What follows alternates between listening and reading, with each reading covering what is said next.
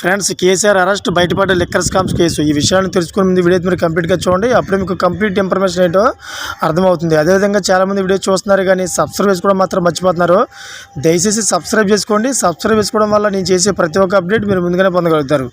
అదేవిధంగా చాలామంది లైక్ చేయడం మర్చిపోతున్నారు. దయచేసి లైక్ చేయండి. లైక్ చేయడం వల్ల ఈ ఇన్ఫర్మేషన్ అనేది మనం చాలామందికి రీచ్ చేసే వాళ్ళు అవుతాం. ఇంక లేట్ చేయకుండా వీడియోకి వెళ్ళిపోదాం.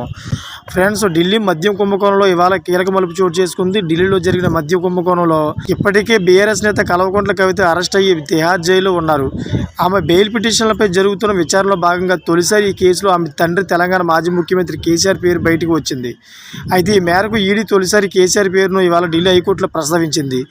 ఢిల్లీ మద్యం స్కామ్లో నిందితురాలిగా ఉన్న కవిత దాఖలు చేసుకున్న బెయిల్ పిటిషన్పై ఇవాళ మరోసారి ఢిల్లీ హైకోర్టులో విచారణ జరిగింది. ఈ సందర్భంగా హైకోర్టులో వాడివేడిగా వాదనలు సాగాయి. ఇందులో లిక్కర్ స్కామ్స్ కేసులో ఆమె తండ్రి కేసీఆర్ పాత్రపై ఈడీ వివరించింది. లిక్కర్ స్కామ్ గురించి కేసీఆర్కు ముందే తెలుసని ఈడీ కోర్టుకు తెలిపింది. ఢిల్లీ మద్యం విధానం, రిటైల్ వ్యాపారం గురించి తండ్రి కేసీఆర్కు కవిత ముందే వివరాలు చెప్పినట్లు ఈడీ వివరించింది.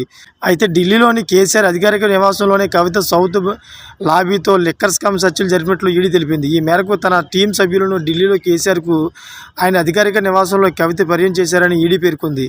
కవిత పరిచయం చేసిన వారిని గురించి మద్యం వ్యాపారం వివరాలను కేసీఆర్ అడిగి తెలుసుకున్నారని తెలిపింది. దీంతో తదుపరి దర్యాప్తులో కేసీఆర్ను ఈడీ విచారిస్తుందా లేదా అన్నది తెలియాల్సి ఉంది. ఫ్రెండ్స్, ఇటువంటి లేటెస్ట్ అప్డేట్స్ కోసం ఛానల్ సబ్స్క్రైబ్ చేసుకోండి. Thank for watching friends.